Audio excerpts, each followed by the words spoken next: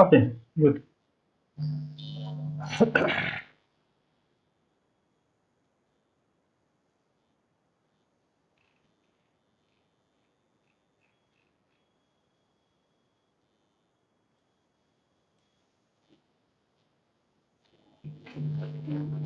Okay, let us start with the one that we stopped in the last class. So we were in between discussing the definitions and then topics related to the disaster risk reduction.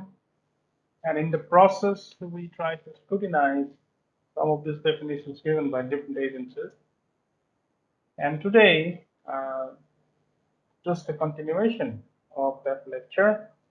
Let us start with this few terms that you can see on the screen. So sometimes you may often come across a term known as disaster risk management. So when specifically said management, so this is in the context of the application of disaster risk reduction policies and strategies. So sometimes you may have the strategies which are different from the actual points of action. So you can align or you can say strategies are somehow similar, maybe with the vision, okay? But not that much planned into detailed to detail attention.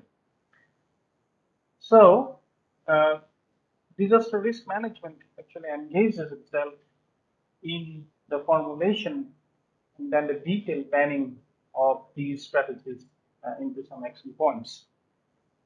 So as the definition goes, it is the application of disaster risk reduction policies and strategies, and then with the objective to prevent new disaster risk so that you can prevent. Okay, so remember again the definition of the prevention. And at the same time, they want to try to reduce the existing disaster risk and manage some residual risk.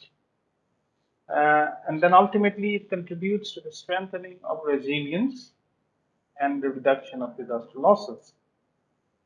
So, while defining disaster risk management, you again have seen some new terms and terminologies, particularly the word resilience, which we have been discussing quite often as of now. And then there is something known as residual risk.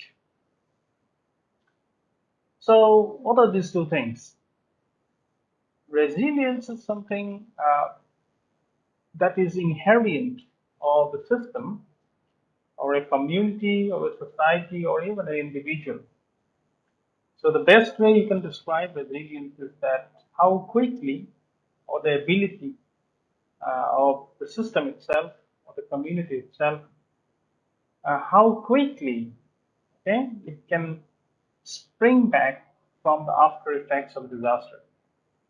So the same thing can also be elaborated in the fashion that the ability of a system or a community or a society exposed to the hazards, first of all, it also is something to do with the resistance, not only springing back. So, how far the system itself is being able to resist the hazard. Then, once the hazard has struck, how well the system has absorbed those shocks. Then, once it has absorbed, how well over the long term it can accommodate those adverse effects. Then again, how well it has been able to adapt to, and if needed, how it can transform itself and then recover from the hazards. So, what would be a resilient system? For example, there has been floods which often occur in the parts of this GMB basin, right? GMB basin means Ganga, Meghna, Brahmaputra basin. So whatever is these areas you want to say, that is the Bay of Bengal, then Assam, Bangladesh, all these places. For here, the flood is one of the frequently occurring disasters. So then what would be a system? So, whatever the society in these areas, the communities at place, or even the individuals, you can collectively say these are a system. So, for them here, flood is not something very new. So, they know how to protect themselves from the effects of flood. At the same time, they know what to do if there is a flood that comes in these areas. We have developed our adaptability to the effects of flood. That means we know how to live with the floods. But suppose you imagine there is suddenly a kind of disaster that is unknown to these communities here. For example, if suddenly there is some kind of a volcanic eruption, or even there is some kind of how to say, freezing climate, which we are not really adapted to. So in that case, our resilience will significantly drop down. That means when the disaster is occurring, and also after the effects of the disaster, the communities or the system itself, they will suffer severely in terms of losses. Uh, why? Because their resilience is weak by virtue that the hazards are kind of unknown system. Okay, so when will you call this is a resilient society, or when will you call this is a resilient community? If the community, after the effects of a disaster, that means whenever the response is over and then the preparedness, your recovery takes place, the time to recover is really not long enough. In that sense, one of the indicators would be time that would be required in order for the system to fully recover. Now, to recover, it has to recover in an efficient manner. That means the next time when the system categorizes itself or the system collects itself, it emerges as one of the more efficient systems than it used to be in earlier times. That means before the disaster struck. So by that way, our disaster risk reduction cycle also has a three-dimensional phase. And what is a residual risk? So these are some of the risks which remains unmanaged. That means uh, we try to manage whatever way we have it in our hand, but we cannot completely really manage them in a very well fashion. So, for example, the country which are well below a lot of population living in the poverty line or well below that, there may be many forms or many examples which I can give you for this kind of risks. One of these examples may be whenever you want to retrofit the building or critical infrastructure, suppose the bridge is damaged, okay? So if you are somehow trying to retrofit these kind of buildings or bridges, then for the time being, it is okay. You are allowing the system to be functional somehow, but you are not being able to completely handle the risk. You cannot really nullify the risk in that sense, or you cannot really contain the risk within these allowable limits. It means even after retrofitting, there is not enough risk that has been taken care of. And there may be many of the unplanned squatters where people are living in India. So it is really very difficult to manage risk in those places for many different reasons. First of all, we have the limitation of our infrastructural capacities, we have the limitations of our logistical means, and at the same time, on the soft side, people do not have enough knowledge about how to handle the disaster or what to do. That is on the soft side. So this kind of risks always prevail in the community, even when you try to do uh, enough in order to contain or in order to minimize risks. So in that sense, something that is residue, that means it's always will be there, even whatever means you want to say or whatever means you want to take into your hand, you cannot really completely abolish this kind of risks. So it is an inherent property of all the systems and all the communities, but depending on the uh, different categories of the communities, there will be different levels of these residual risks which will always be there. Okay. Then one of the very important things that often you may come across whenever you are dealing with disaster reduction or disaster risk reduction cycle or even disaster management is known as CBDRM. So CBDRM is actually an abridged form, what is known as community-based disaster risk management. The idea behind this concept is that you involve the community in the management process. It means without their contribution, without their knowledge about the disaster, without their already level of resilience that you pull into this management system, it is really very difficult to efficiently manage the risk that it contains. And ultimately, it allows you or it allows for the system to function in a bottom-up approach. So it is not always very healthy, even in any management system, that always the system follows a top-down approach.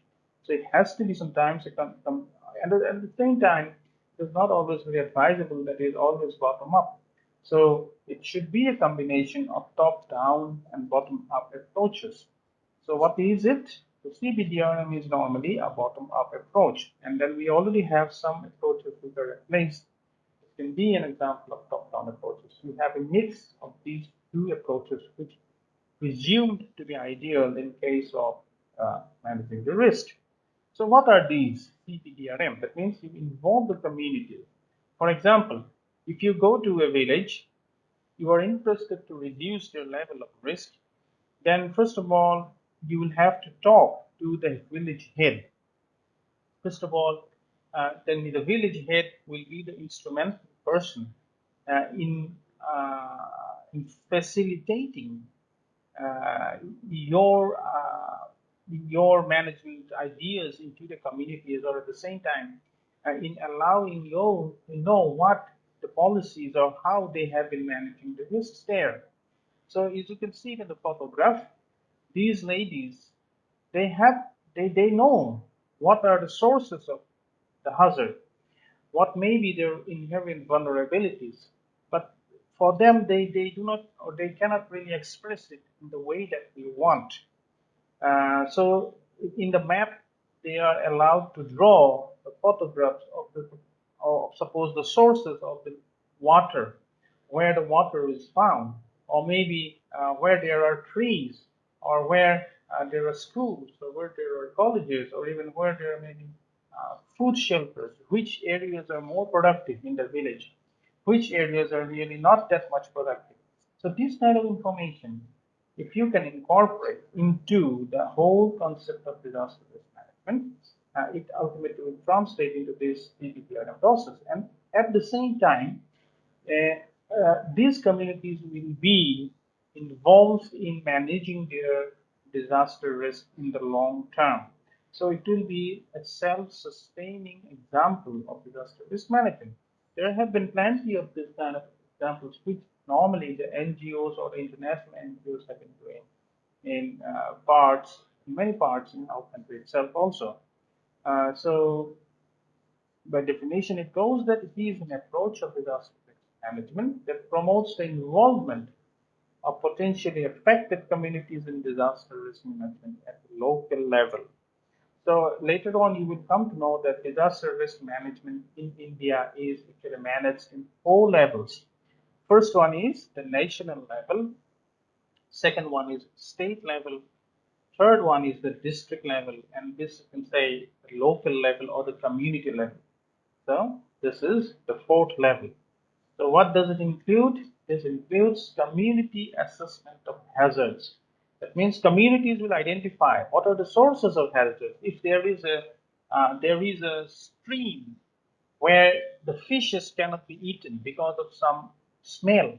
So ultimately, the communities will identify those sources. There may be something they don't know, but at least they can tell you that here, if you go and catch a fish in the stream, it cannot be eaten because of the bad smell. They cannot tell you why the smell is coming.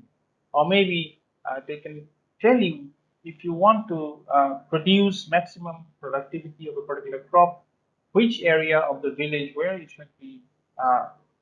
uh, where you should be cultivating what sort of a crop. Okay, so ultimately they will also point out the sources or the assessment of the hazard. So assessment of the hazards means in a qualitative form. They cannot really tell you in terms of numbers and percentages, but in a qualitative way. So this is more hazardous, or this is less hazardous. Or during the flood, my house, if you stay in my house, the water level of the water level may be around my knee deep or around my waist deep. Or if you go to another house, the water level may be up to my shoulder. So they have this kind of information. So that makes a sense of a qualitative hazard. So which is more hazardous? So they will tell that wherever the water is up to your shoulder level, that is even more hazardous, right?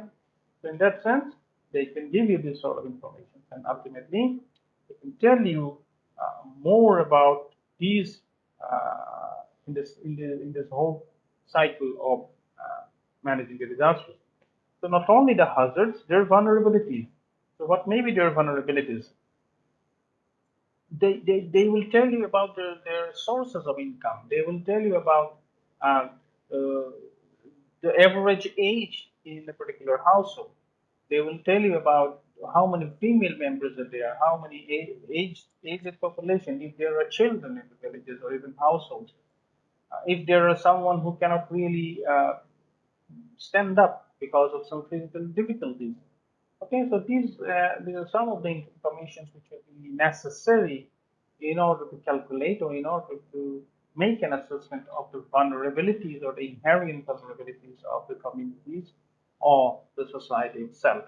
And not only vulnerabilities, they can also tell you about the capacities, how they can, what they are good at. Sometimes they may be good at keeping poultry. Sometimes they may be good at mm, taking care of animals of a particular kind. Some communities may be good at raising cattle. So these may be their capacities. Okay? So ultimately, if you set up a discussion in a formal or informal way, you will come to know about these sort of information, about the hazards, about vulnerabilities and the capacity. So you see, if you have collected this sort of information, risk is ultimately nothing but it is the multiplication of hazards and vulnerabilities, and sometimes you can divide it with the capacity. So this three information you collect, then you have an ultimate assessment of risk. But remember, whatever risk you generate out of the CBDRM process, it is mostly in qualitative form. So you can tell high risk, medium risk, low risk, or no risk. But in terms of numbers, you cannot really say anything. So that is the job of an engineer, or this is the job of a scientist, a social scientist, everyone say. If you want to predict risk in terms of numbers or in financial terms, they cannot do it, but that would be different source of science altogether. Okay, so they will also involve in the planning. So ultimately, whenever you have found out the risk, you have to involve the same people in the community in the planning.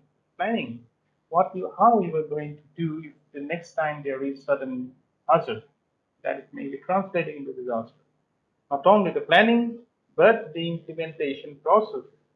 And once the system is being implemented, then there should be a continuous monitoring and evaluation of the system itself.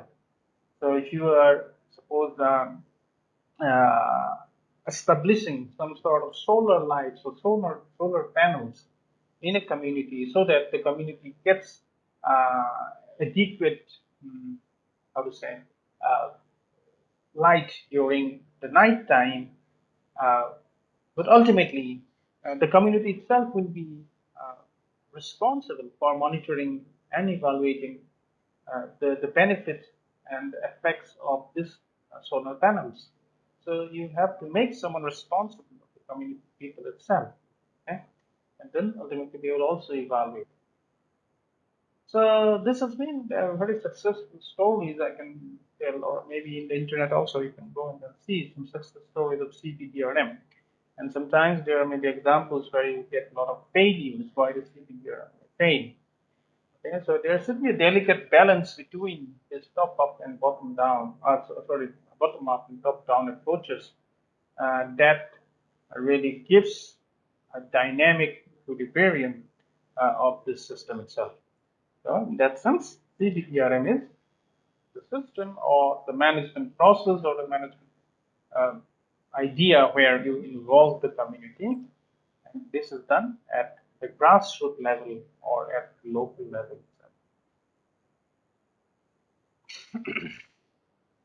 So then this reduction that we have been discussing uh, altogether can be summarized in the words that you see on the screen: disaster risk reduction. So you have come to know that disaster risk management is a management process. Then what is a reduction then? So disaster risk reduction is aimed at preventing new and reducing existing disasters. So basically you can say this is the thought process or idea. Okay. So disaster risk reduction is aimed at preventing new and reducing existing disaster risk and managing residual risks, all of which contribute ultimately to strengthening the resilience. So we have known what is resilience as of now. Resilience is your ability to absorb or resist or to spring back or to accommodate or to transform against sudden impact of disaster. And then the whole idea of disaster risk reduction is to strengthen the resilience of the system or the community or the people or the individual, okay? Or even the nation, and therefore the achievement of sustainable development. And ultimately, what is sustainable development? You make development, but in a sustained way, so that you can continue the development for a longer period of time. So you have to maintain the pace at which you think you are doing the development. So in order for a sustainable development, you have to be able to do it for an enough longer period of time with minimum minimum amount of destruction to the environment, to the community, or to the system in general. So this is a very buzzword you can say right now on this day, sustainable development. So you have to keep this process of development for enough longer period of time. So ultimately, disaster risk reduction, it is the idea or whatever to say or the thought process or the action accumulating together or coming into force together that will allow to contribute to strengthen the resilience so that sustainable development can be achieved for a community. Uh, or you can say there may be some policy objectives of disaster risk management. So disaster risk management, as you see, or you have known already that this is the management process. In the process, we have some objectives and goals, and disaster risk, these goals are based on your disaster risk reduction policy. Okay? These are defined uh, in terms of the disaster risk reduction policy. You can say policy objectives of disaster risk management. Okay, so next is our disaster risk assessment. So by the time assess is to sense or to make sense of, or you want to know something in terms of their intensity or in terms of their strength. So that itself is their assessment. Sometimes we call it sessional assessment, right?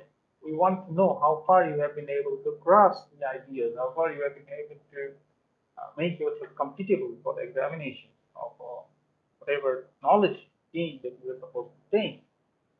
The disaster risk assessment also is something you want to know about the strengths of the disaster itself or different attributes of the disaster itself. So basically, it is like an examination you conduct on the disaster. What is the strength or what are the effects of the disaster? How bad those effects are, or how long lasting those effects will be. Okay? You just try to make an assessment of those things. And then there are two approaches in order to do it. First one is known as the qualitative approach, and then the second one is obviously it will be a quantitative approach. The qualitative approach will allow you to get the information in terms of severe risk, very severe risk, or moderate risk, or low risk, or no risk. These is in these terms. So in these terms, these are very subjective. That means it depends on the person who is actually assessing the particular disaster. So if you go to suppose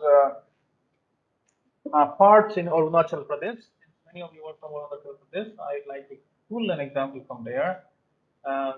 There are examples of sometimes frequent landslides in many of those roads.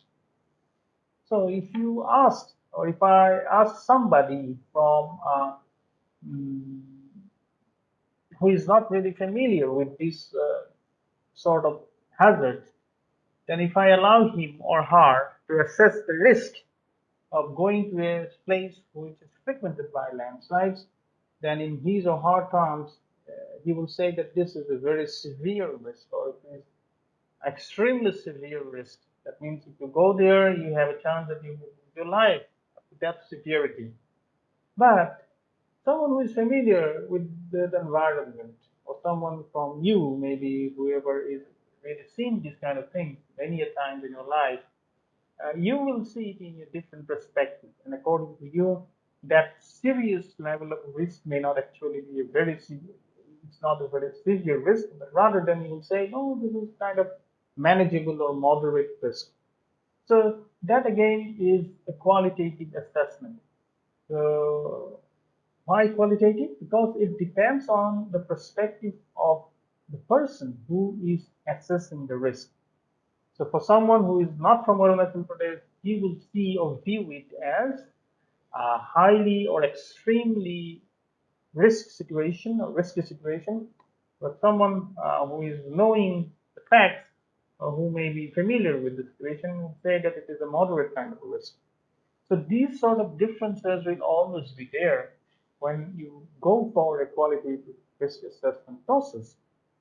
But if you engage yourself in finding risk in terms of numbers and then values, then it would call the quantitative approach, where it will not be subjective. It means quantitative will be independent of whoever is conducting the risk assessment, and then you will use a computer program, or there may be some computer models which will be engaged in finding out the risk. And then whatever data will be fed into the model, ultimately this will give you or show you back the answers in terms of numbers. So what are these models? And there may be plenty of models supposed to evaluate the flood, how to say, flood hazard.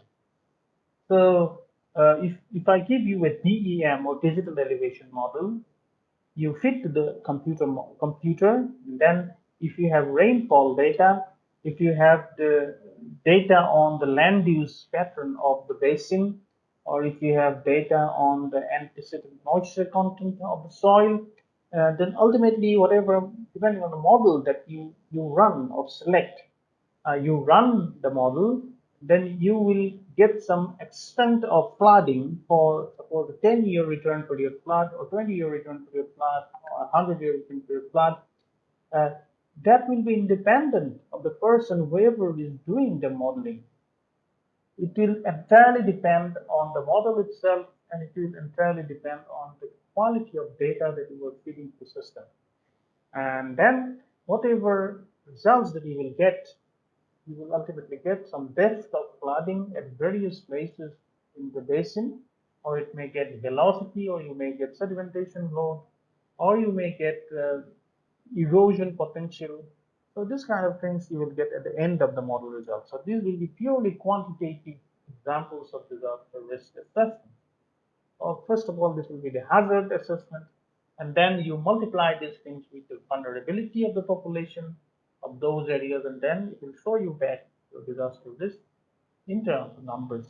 Okay, so it says again that it includes the identification of hazards, but in both the cases, first and foremost thing the reviewer has to do is to identify the hazards. So if I tell you what is the dominant hazard in this part of the country, or even in Assam or in the northeastern region. So obviously we will not say that we have a volcanic eruption here. This is not the kind of hazard that we really put a priority into. So you have to first identify what are the hazards, or what are the sources of hazard. So maybe for us, flood or landslide or earthquake, this will come into the picture. And then a review of the technical characteristics of the hazards. Then you have to study about these hazards, their location, intensity, frequency, and probability. Simply, the most important things it is saying is frequency and probability, because whenever you say about hazards, remember in your first class, hazard is nothing but probability of occurrence. Did you remember now?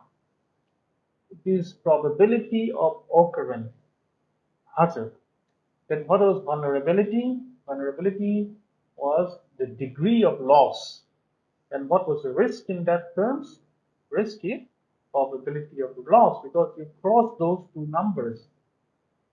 Okay. So first of all, you have to identify the sources of hazards or the hazards itself. Then you go for a literature review. Okay, how these hazards have been interacting in these places for a couple of past years, and from there you gather information about the location, intensity, frequency, and other data or metadata, and then analysis of exposure and vulnerability. So see, you are keeping the term age in a different plate. You are trying to find term V in another domain, and ultimately you are crossing these two so that you can find out risk, right? The analysis of exposure and vulnerability, including the physical vulnerabilities. So vulnerability, as I said, we have different subclasses already. We know about 5 subclasses: physical, social, environmental, health related, and economic dimensions. So you see, in this example itself, they're pulling up health as one of the vulnerable or the subclasses of vulnerability. So this depends. As I said, there is not a very hard and fast demarcation of these definitions or the examples. Many researchers, many of them are coming from different fields, and then they're trying to put forward their argument, their abbreviations, whatever, or their results. So in that terms, you have to keep an open eye how you are going to accommodate these definitions to your perspective or your understanding of the subject. Okay, so important issues again: environmental and economic dimensions, and the evaluation of the effectiveness of prevailing and alternative coping capacities. So sometimes you do not have to go for determining their coping capacities, but if you're really interested to find out the risk as according to the equation of risk is equal to H into V divided by C, what is the coping capacity, then again, you will have to find out the coping capacity separately for the equation. Okay? Then ultimately, you will generate enough of likely risk scenarios. So likely risk scenarios means if there is a 10-year return period fund, which are the areas that are risk at what level? If there is a 50-year return period fund, what other areas are actually at risk and at what level? So remember, risk always is it's changing from 0 to 1. 0 means no risk at all. 1 means you are 100% at the risk, or that particular area is 100% at risk, and everything just revolves around 0 and 1 in that sense. So that is the quantitative approach. The qualitative approach will allow you to tell risk in terms of no risk, less risk, moderate risk, high risk, very high risk, or extremely high risk, something like that. So that is very subjective. Another one is non-subjective or objective. Okay. Okay. So again, going further, we come across terms such as disaster risk reduction strategies and policies. So, as I said, strategies are something which are not very refined, but again, you have to work on those in order to find out or pull out the exact plans. So, you may have a strategy which may be on the longer term, a broader term, and then in order to achieve those strategies, you may have short-term goals, which will be your objectives. And for those goals, you have to sketch out your plans. So it says it defines goals and objectives across different time scales. You see, time scale is very important. So strategy is actually not something a short-term thing. It is a longer thing. Okay. Uh, so just give you an example of a strategy at a national level. So one of our strategies, can you just think of a strategy? How to achieve poverty eradication? You may have different strategies for that. Okay, poverty eradication, or even literacy or illiteracy eradication, or polio eradication. So those whatever long-term objectives, goals. Okay. Uh, Define goals and objectives at different time scales with concrete targets. Obviously, you have to have some concrete target, indicators and time frames. So, suppose you have a strategy for over the next 20 years, then you break it down in 5 years, and again you break it down in 10 years. Okay, and then you see that in line with the Sendai framework for disaster risk reduction, 2015 to 2030. So for 15 years period of time, we have something that we hear as Sendai framework of disaster risk reduction. What is this Sendai framework? So Sendai is a place in Japan, and then in 2015, all the countries they came together to discuss in that place to achieve some sort of disaster risk reduction. Their aim was to achieve, or the aim was to fix certain goals and objectives so that all countries are putting their efforts in pursuit of those goals. So, what are those goals and objectives? We will see later in the next slide. Okay, so should be aimed at preventing the creation of disaster risk so that you are not really creating any risk. Whatever risk is there, you're trying to manage it. You're not really creating extra risk. The reduction of existing risk. Moreover, you try to minimize or reduce the existing risk, and then strengthening of your economic, social, health, and environmental resilience.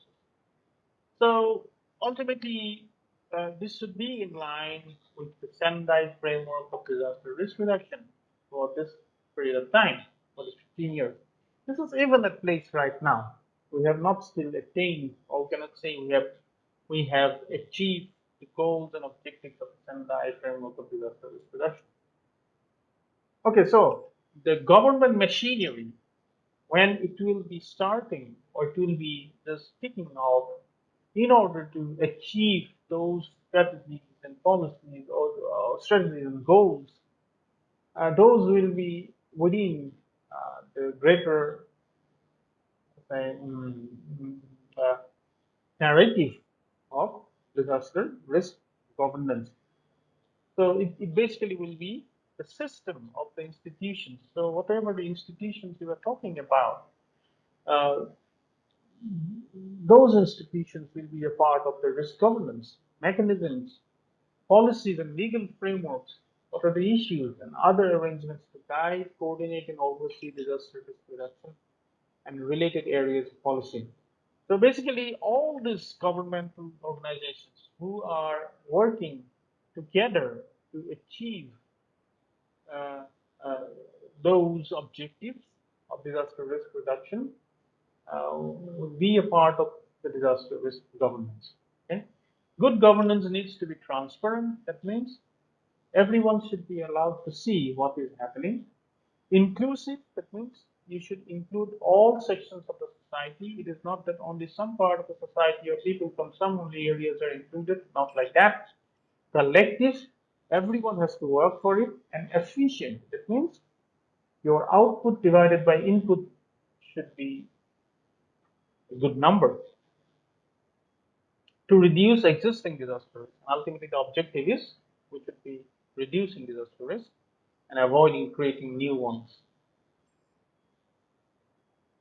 Okay, so I would like to show you what is the Sendai framework of disaster risk reduction. So as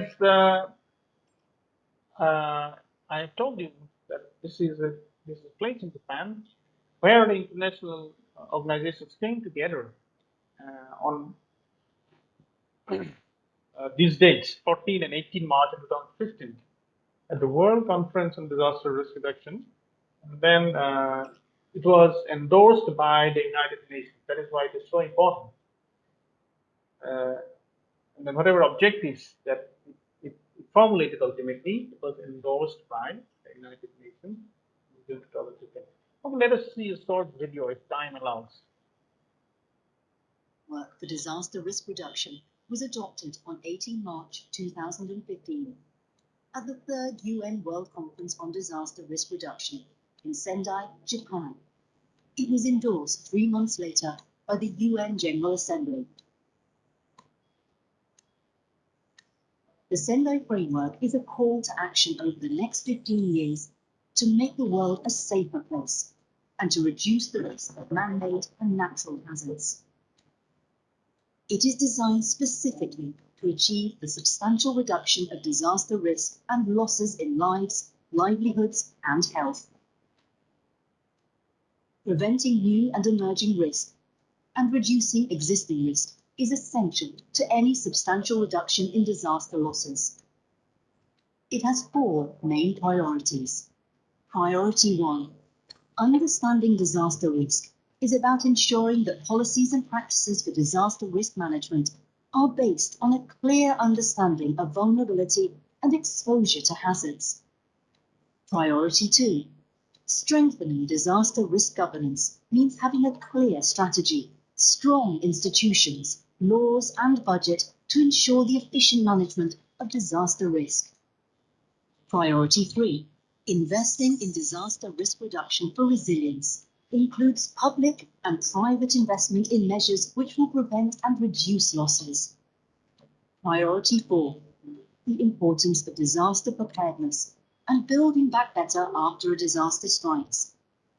The Sendai Framework sets out 7 targets to measure progress in achieving a substantial reduction of disaster risk. Target 1, to substantially reduce global disaster mortality by 2030.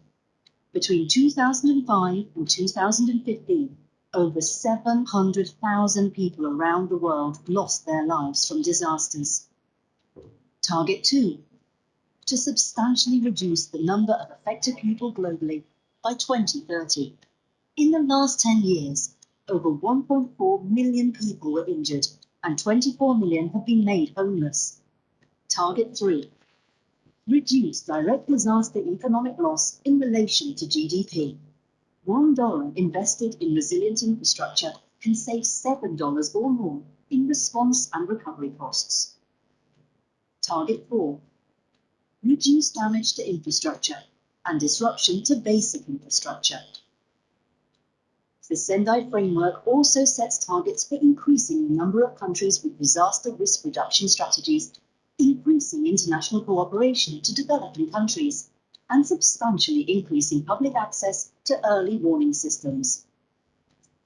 The Sendai framework is a critical part of the post-2015 development agenda. It supports the 17 Sustainable Development Goals and the Climate Change Agreement. Everyone has a stake in disaster risk reduction. Each state has the primary responsibility, but all citizens need to be engaged and risk informed. Together, we can all make a difference.